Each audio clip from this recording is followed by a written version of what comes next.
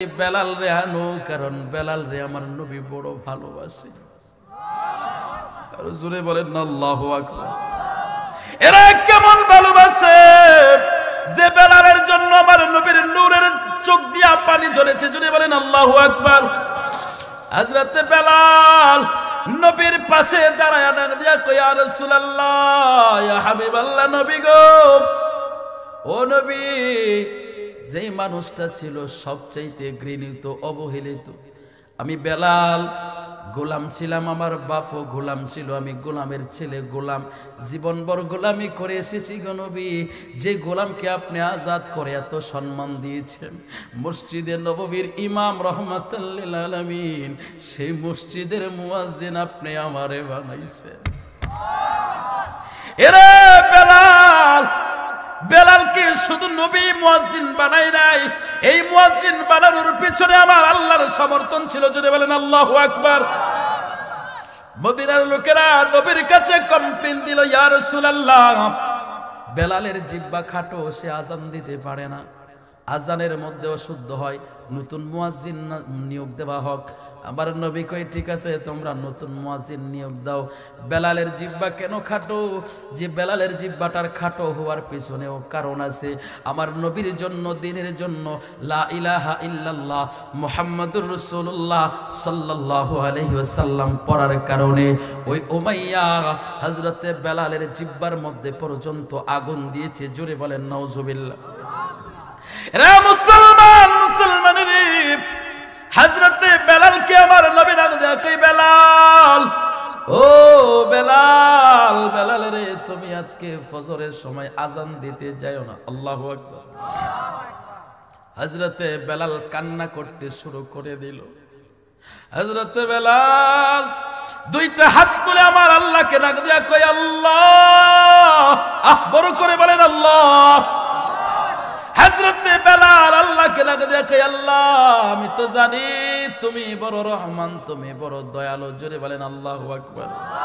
রহমান ও রাহিম নাম তোমার, আল্লাহ হো আল্লাহ হো আল্লাহ, সামিউম বাসির নাম তোমার, আল্লাহ আল্লাহ আল্লাহ। হযরতে বেলাল আল্লাহকে ডাক দিয়ে কই, আল্লাহ, আমার জিহ্বা তো এমন ছিল না, এমন ছিল না গো আল্লাহ, তোমার কালেমা পড়ার জন্য, তোমার নবীর কালেমা পড়ার জন্য আমি বেলালের এই অবস্থা হয়েছে। আজকে আমার মুয়াজ্জিনি বন্ধ হয়ে গেল। আমার আল্লাহ কই, চিন্তা করো না। আল্লাহ কোরআনে বলেন, নাসরুম মিনাল্লাহি ওয়া ফাতহুন করিব। আল্লাহ কয়, মুমিনদের নিকটবর্তী আমার সাহায্য। জোরে বলেন আল্লাহু আকবার। রে বন্ধু, বন্ধুরে, ফজরের সময় হয়ে গেল। নতুন মুয়াজ্জিন চমৎকার কণ্ঠে আজান দিল। আজান দিল। আজান দেওয়ার পরে নামাজের সময়ের জন্য সাহাবায়ে কেরাম অপেক্ষা করে। সময়ের পর সময় যা, ঘন্টার পর ঘন্টা যা, কিন্তু ফরসা হয় না, নামাজের সময় হয় না। কি ব্যাপার? এত সময় ধরে সাহাবায়ে কেরাম অপেক্ষা করতেছে, এক একজনের ক্লান্তি এসে গেল। অবশেষে সাহাবায়ে কেরাম নবীর কাছে যাইয়া বলল, ইয়া রাসূলুল্লাহ, ব্যাপার কি? আগে তো আজান দেওয়ার কিছুক্ষণ পরে জামাত শুরু হয়ে যাইতো, আপনি ইমামতি করতেন।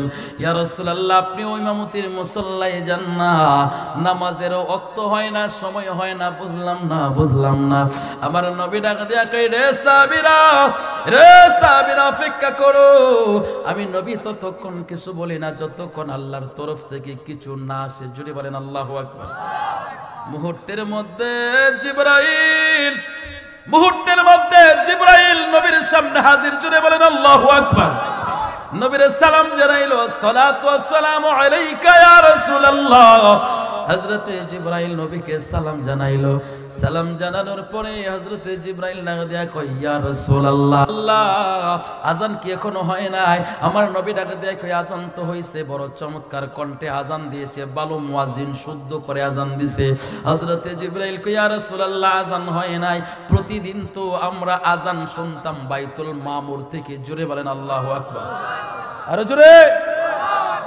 সপ্তম আসমানের উপরে। সুবহানাল্লাহ। আরো জোরে।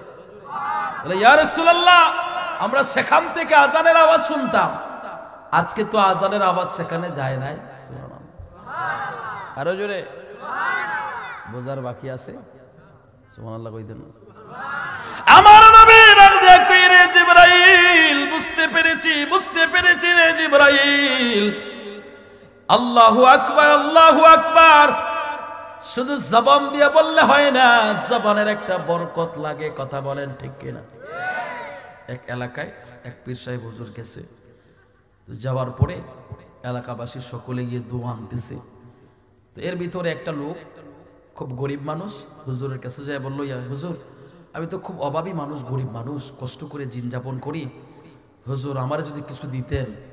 হুজুরেরও দয়া লাগছে, এসব হুজুরের মতো এমন হৃদয়বান মানুষ। আল্লাহর ওলিদের মনটা নরম হয়। কথা বলেন ঠিক কিনা? আল্লাহর ওলিরা নরম থাকে। কথা বলেন ঠিক নেই?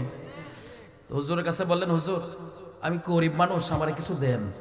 তো হুজুর বললেন, একটা মাটির দলা নিয়ে আসো। আপনারা কি বলেন? মাটির চাক্কা বলেন না? আচ্ছা, চাক্কা বলেন, দলা বলেন, যাই বুঝেন। একটা মাটির চাক্কা নিয়ে আসলো। আসার পরে হুজুর বিসমিল্লাহ পড়ে কুল হুয়াল্লাহ সূরা পড়ে ফু দিলেন। সুবহানাল্লাহ। কি পড়ে? সূরা ইখলাস পড়ে ফু দিলেন। ফু দিতে দেরি হলো, মাটির দলাটা স্বর্ণ হইতে দেরি হইল না। আরো জোরে। এই জন্যই তো আমরা বলি, আরে ডুব দিলে রূপ দেখতে পাবি রে, তুই ডুব দিলে রূপ দেখতে পাবি রে, পাবে তোর খুদে মহাজন, পাবে তোর খুদে মহাজন। পীরের দিল দরিয়ায় ডুবে দেখ ওরে আমার মন, পীরের দিল দরিয়ায় ডুবে দেখ ওরে আমার মন। দিল যখন হবে খাঁটি, বুঝতে পারবে উজান বাটি, কোথায় কি রতন। আল্লাহু আকবার। আছে সেই নদীর ওই গম্ভীরে তেরে, আছে সেই নদীর ওই গম্ভীরে তেরে, কত মানিকার কাঞ্চন, কত মানিকার কাঞ্চন। পীরের দিল দরিয়ায় ডুবে দেখ ওরে আমার মন, পীরের দিল দরিয়ায় ডুবে দেখ ওরে আমার মন। একটু আওয়াজ করে বলেন না আল্লাহু আকবার। রে বন্ধু, বন্ধু রে, আল্লাহর ওলি যখন সূরা ইখলাস পড়ে ফু দিল, মাটির দলাটা সাথে সাথে স্বর্ণ হইতে দেরি হইল না। জোরে বলেন আল্লাহু আকবার। মাটির চাকা কি হইছে? স্বর্ণ হয়ে গেছে। এবার স্বর্ণ বেটা পাইছে, খুশি না বেজার? খুশিতে বেটা আত্মহারা হয়ে বাড়ির দিকে রওনা হচ্ছে। মাঝপথে যখন গেছে, শয়তান কলবের কাছে বসে বসে নাড়া দিচ্ছে, দুকা দিতেছে, কইতেছে, বেটা কুল হুয়াল্লাহ সূরা তুই ফারস হই, তুই কষ্ট করে মাটির দলা স্বর্ণ হয়েছে, তুই দেখছো, এটা কষ্ট করে নিয়ে কি করবি? কি করছে? ওর ভিতরে যখন শয়তান এই ওয়াসওয়াসাটা দিছে, এই মাটির দলাটা ঢিল মেরে ফালাই দিছে। কি করছে? ফালাই দেওয়ার পরে বাইরে গেছে। বাইরে যাওয়ার পরে বউ জিগে, কি হুজুরের কাছে গেছিলেন, বিশ্বাস হুজুর কি কইছে আপনারে? আরে কইস না, বিশ্বাস যেটা আনছি আমি আজকে, আমরা তো এখন সারা বাড়িঘর নিয়ে আমরা এখন মনে কর যে রাজা হয়ে যাবো। কি কেমনে কি হয়েছে? কি হয়েছে? আরে কাজ কর, তাড়াতাড়ি ঘরটা ঝাড়ু দে। ঘরটা ঝাড়ু দিয়েছে, ঝাড়ু দিয়ে তুই ওই দরজায় বসবি, আমি এই দরজায় বসবো। আমি দেখছি হুজুরে সূরা ইখলাস কুল হুয়াল্লাহ পড়ে ফু দিছে, মাটি স্বর্ণ হয়েছে। আগে আমরা ঘরটারে স্বর্ণ বানাইলাম, তুই কোনাত ব, আমি কোনাত বই, দুইজনে ফুয়ে দিয়া ঘরের স্বর্ণ বানাইলাম। ইচ্ছা মতন দুই জামাইবো মিল্লা কুল হুয়াল্লাহ সূরা পড়ে আর ফু দে। ফুয়াইতে ফুয়াইতে মনে করেন যে মাটি এক পাল্লা উঠে লিছে, মাগার স্বর্ণ হয় না। হ্যাঁ, কি হয় না? স্বর্ণ। বিড়ির রাগ কি বাড়ছে না কমছে? কথা কন না। বিড়ির সেদ বাড়ছে না কমছে? বিড়ির ঝাড়ুলে দিছে দৌড়ানি, আছে না নাই? তা কথা কন না। আপনাদের এলাকায় নাই? হ্যাঁ, এই গোদাগতি নাই আপনাদের এলাকায়? অনেক কম বেশ আছে, ঠিক নেই? আছে আছে, যদি কয় না এগারো বেশি আছে। কথা কন ঠিক কিনা? যেটা নিরুপয় বই রয়েছে এটা বেশি আছে, কথা কোন ঠিক কিনা? আছে আছে, সব জায়গায় কম বেশ আছে। কিলাকিলি এটা দৌড় দিছে, দৌড়ে আবার হুজুরের কাছে গেছে, হুজুর কিরে বেটা কি তুই আবার দৌড়ে আইসিস কেন, কি হয়েছে তোর? হুজুর সর্বনাশ হয়েছে। কি হয়েছে? হুজুর আপনি যে কুলহল্লা ফইরা ফু দিছেন, মাটি তো স্বর্ণ হয়েছে, তো আমি চিন্তা করছিলাম যে এই স্বর্ণ এটার পূজা বইয়া পাইতে কি করতাম, আমি নদীতে ফালাই দিয়েছি, আমি ভাবছি বাড়িতে যাই সব মাটি স্বর্ণ বানালাম, এই যে ফুয়ানি ফুয়াইতেছি মাগা স্বর্ণ আর হয় না। হুজুর কই বেটা তোর জবান আর আমার জবান এক রে, তোর মুখ দিয়ে তুই সারাদিন হমানি মিশা কথা কস, কথা কোন ঠিক কিনা? তুই যেমন মিশা কথা কস তেমন হারাম খাস, কথা কোন ঠিক কিনা? বেটা এই জবানটা কুলহুয়াল্লাহ পড়া ফু দিয়া স্বর্ণ হওয়ার পিছনে 40 বছরের ভিতরে নামাজ কাজা নাই, 40 বছরের ভিতরে হারাম ঢুকাই নাই, 40 বছরের ভিতরে একটা মিথ্যা কথা কয় নাই। আল্লাহু আকবার, আরো জোরে বলেন। তো এটা কি পড়ার বরকত না জবানের বরকত? তো জবানটা পবিত্র হইলে আপনিও কুলহুয়াল্লাহ পড়া ফু দিলে ওইটা স্বর্ণ হইব, কথা কোন ঠিক কিনা? হ্যাঁ, আল্লাহর ওলিরা, এই জন্যই তো আমরা আল্লাহর ওলিদের কাছে যাই, কারণ আল্লাহর ওলিদের জবান হচ্ছে পবিত্র, কথা বলেন ঠিক কিনা? এই জন্য আমরা আল্লাহর ওলির কাছে যাই। কিন্তু অনেকে আমাদেরকে বেদাতি বলে, বন্ড বলে, কথা কোন ঠিক কিনা? আরে তোরা কি বুঝবি? আল্লাহর ওলির দরবারে রয়েছে আল্লাহর রহমত, ইন্না রাহমাতুল্লাহি কারীবুম মিনাল মুহসিনিন। জোরে বলেন আল্লাহু আকবার। আমরা বলি তোমরা যত আমাদেরকে বাধা দাও না কেন, আমরা আল্লাহর ওলিদের কাছে যাবই যাব, কথা বলেন ঠিক কিনা?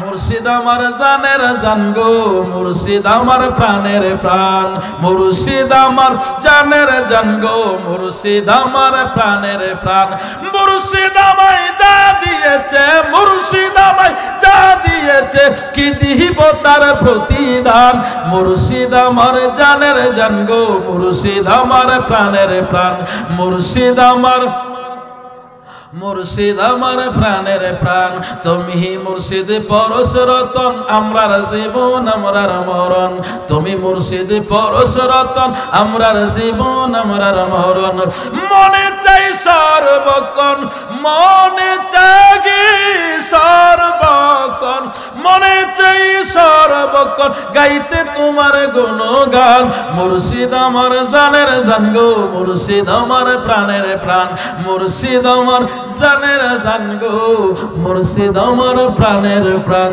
চিল্লায় বলেন মারহাবা, আরো জোরে বলেন মারহাবা। আরে কান খুলে শুনে রাখো, নবী ওলির দুশমনেরা ভালো করে জেনে রাখো, তোমরা যত মাজার ভাঙবা, যত আল্লাহর ওলিদের খানকা ভাঙবা, যত আল্লাহর ওলিদের বিরোধিতা করবা, আমরা তত আল্লাহর ওলিদের কাছে যাব, আমাদেরকে ফিরে রাখতে পারবে না, কথা বলেন ঠিক কিনা? আমরা আল্লাহর ওলিদের কাছে যাবই যাব। আমরা আমার গলাতে ছড়ি লাগাই দিল, আমরা যাব, কথা বলেন ঠিক কিনা? তোমরা বসে থাকো, হাসরের ময়দানে দেখবা আল্লাহর নবীর শাফাত পাওয়ার পরে আল্লাহর নবী যখন বলবে তোমরা তোমাদের মতো করে ওদেরকে শাফাত করো। এটা বিস্তারিত আলোচনা একটু পরে আমি সম্ভব হলে বলবো। আমি যে কথাটা আপনাদেরকে বোঝাতে চাচ্ছি সেটা আপনি বুঝেন, সেটা আপনি বুঝেন। কারণ এই জবান হচ্ছে এমন একটা জিনিস, এই জবানটারে যত পবিত্র রাখবেন, এই জবান দিয়ে যতবার আল্লাহ বলবেন ততবার এই আওয়াজ আল্লাহর আরশ আজিম পর্যন্ত পৌঁছে যাবে। আরো জোরে রে বন্ধু, বন্ধু রে, হযরতে বেলাল যখন আল্লাহু আকবার বলে আযান দেয়, ওই বাইতুল মামুরের ফেরেশতারা শুনতে পায়, আল্লাহর আরশ আজিম পর্যন্ত আওয়াজ যায়। আজকে ভালো মুয়াজ্জিন আযান দিল কিন্তু আসমানে যায় না, আসমানের ফেরেশতারা শুনে নাই। এখন আপনি বলেন এই জবানের মূল্য আছে না নাই? এই জবানের দাম কম না বেশি? হযরতে বেলাল আযান দিলে আরশ আজিম পর্যন্ত যায়।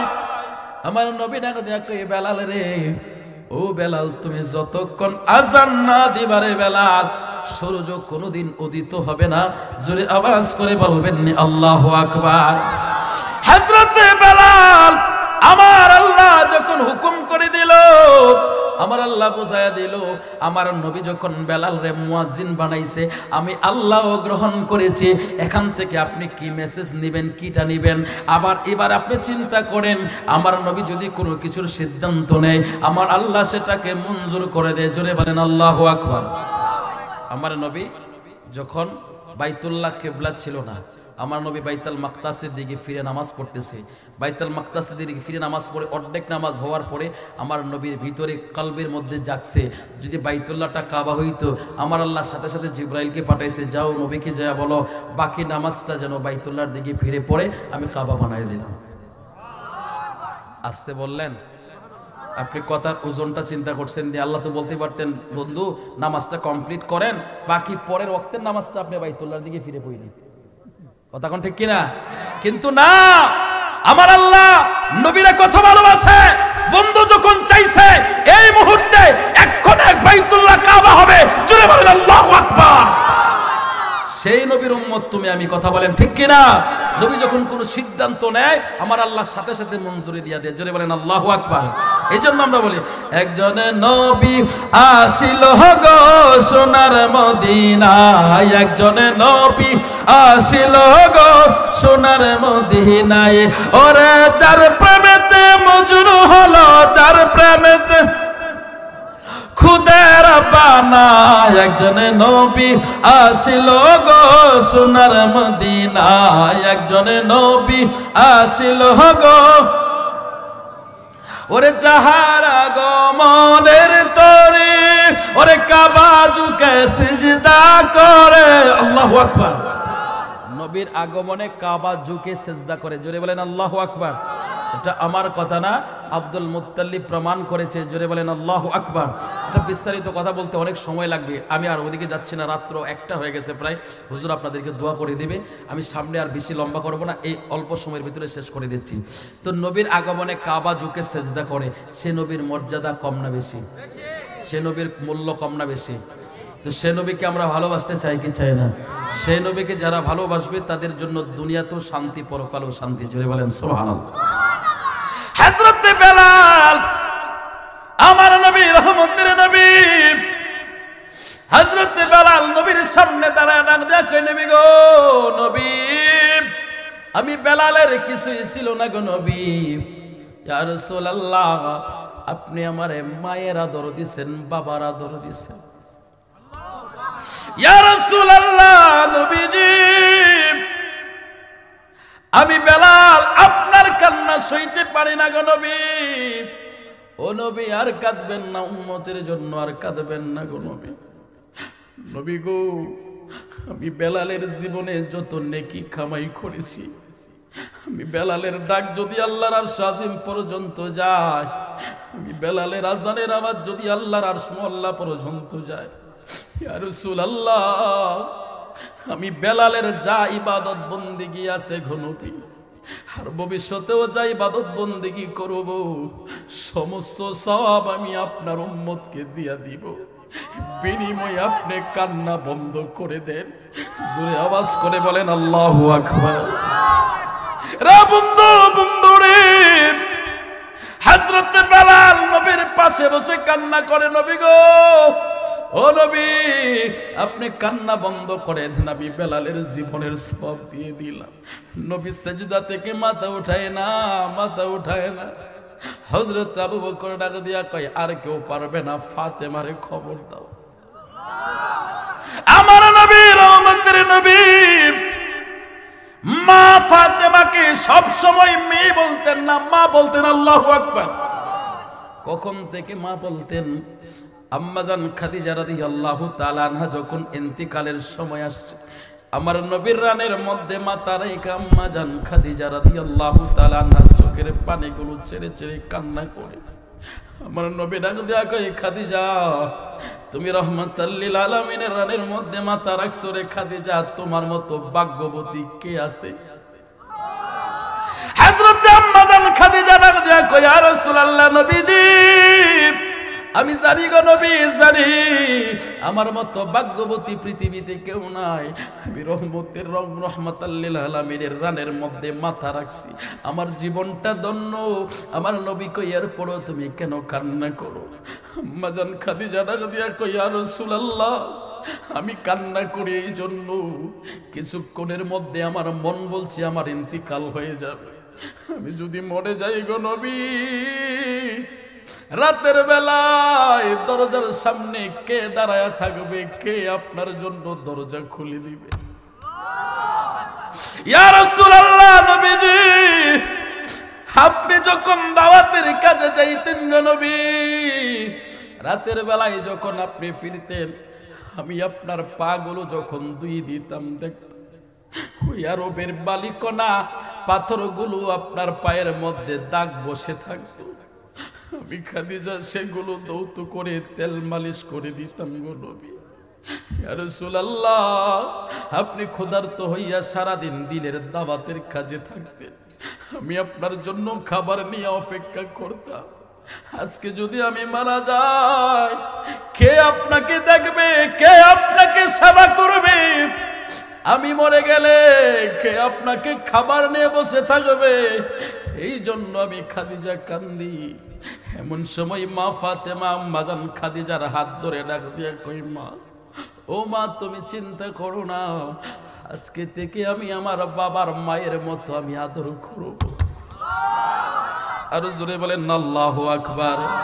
যদি একেবার দেখতে পেতাম সোনার মদিনা, বল যদি একেবার দেখতে পেতাম সোনার মদিনা, জীবন আমার ধন্য হতো, জীবন আমার ধন্য হতো, গেলে সোনার মদিনা।